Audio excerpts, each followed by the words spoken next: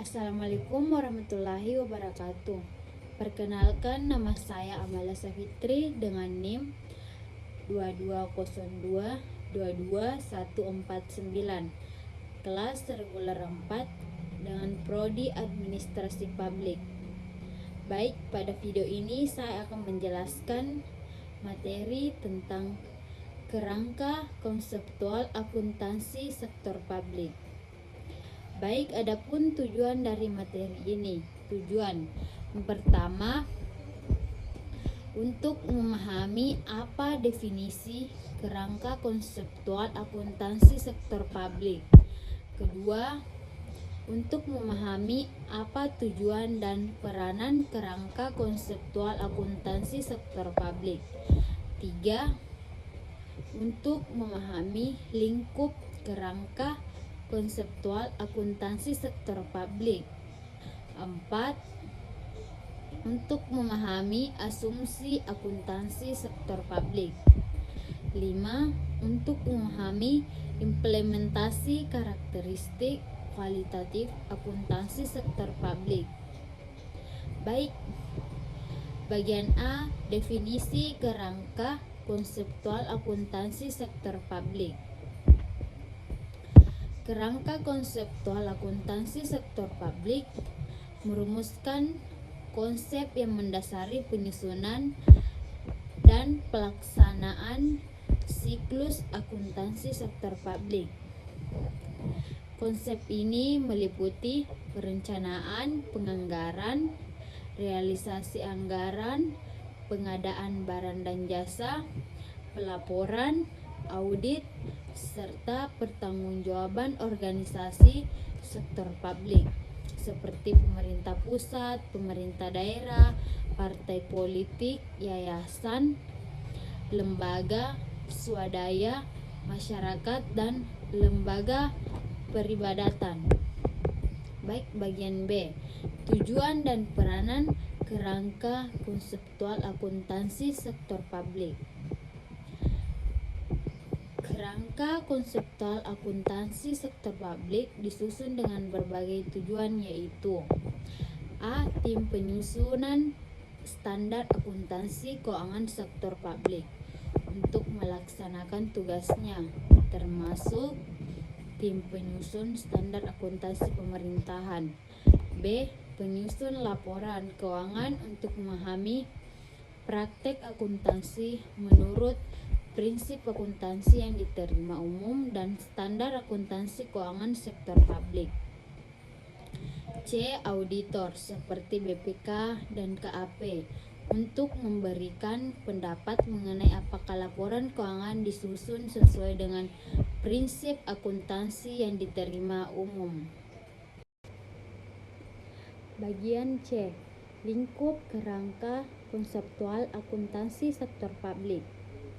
Sebagai sebuah siklus, akuntansi sektor publik terangkai dari proses perencanaan, penganggaran, realisasi anggaran, pengadaan barang dan jasa, pelaporan, audit, serta pertanggungjawaban. Dengan demikian, penambahan tentang kerangka konseptual akuntansi sektor publik ini akan meliputi: pertama, perencanaan publik; kedua, penganggaran publik; tiga, realisasi anggaran publik; empat, pengadaan barang dan jasa publik; lima, pelaporan sektor publik; enam, audit sektor publik; tujuh, pertanggungjawaban publik. D. Asumsi akuntansi sektor publik. A. Kebutuhan masyarakat manusia merupakan makhluk hidup yang tidak bisa terpisah dari lingkungannya. Manusia juga memiliki banyak kebutuhan, seperti kebutuhan ekonomi atau pangan, sandan, papan, kebutuhan pendidikan, kebutuhan kesehatan, dan kebutuhan sosial berdasarkan kodratnya manusia. Manusia mempunyai keinginan yang kuat untuk dapat memenuhi segala harapan dalam hidupnya. B. Alokasi sumber daya perencanaan untuk memenuhi kebutuhan masyarakat hanya akan tercapai jika ada sumber daya yang mendukungnya. Sumber daya yang dialokasikan akan menjadi bahan baku bagi berjalannya perencanaan yang telah disusun. C. Ketaatan hukum atau peraturan. Perencanaan dan penganggaran yang disusun demi memenuhi kebutuhan masyarakat hanya akan tercapai jika ada sumber daya yang mendukungnya. Sumber daya ini memerlukan sebuah mekanisme pengelolaan agar apa yang ada dalam perencanaan dan penganggaran dapat berjalan. Bagian E. Implementasi karakteristik kualitatif akuntansi sektor publik. Karakteristik kualitatif merupakan perpaduan dari dua kata, yakni karakteristik yang berarti ciri-ciri khusus dan kualitatif yang berarti terkait dengan mutu. Dari paduan kata tersebut dapat disimpulkan bahwa karakteristik kualitatif adalah ciri-ciri khusus dan sebuah mutu. Karakteristik kualitatif yang terkait dengan informasi akuntansi merupakan ciri khas informasi akuntansi sektor publik yang dihasilkan dalam proses akuntansi dan berguna bagi pemakai. Jika diimplementasikan pada akuntansi sektor publik, karakteristik kualitatif akuntansi sektor publik adalah ciri khas informasi akuntansi dalam organisasi sektor publik yang berkontribusi pada penentuan kualitas produk setiap unsur akuntansi sektor publik. Bagian F. Pengakuan dan pengukuran transaksi publik.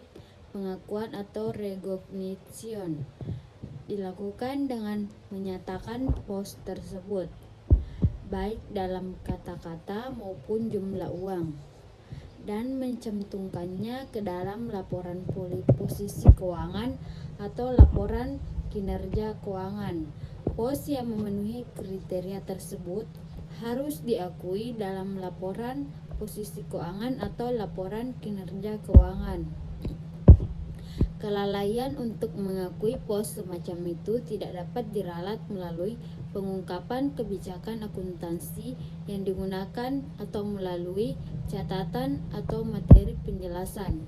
Pengukuran adalah proses penetapan jumlah uang untuk mengakui dan memasukkan setiap unsur laporan keuangan sektor publik ke dalam laporan posisi keuangan dan laporan kinerja keuangan. Proses ini menyangkut pemilihan dasar pengukuran tertentu. Sekian dan terima kasih.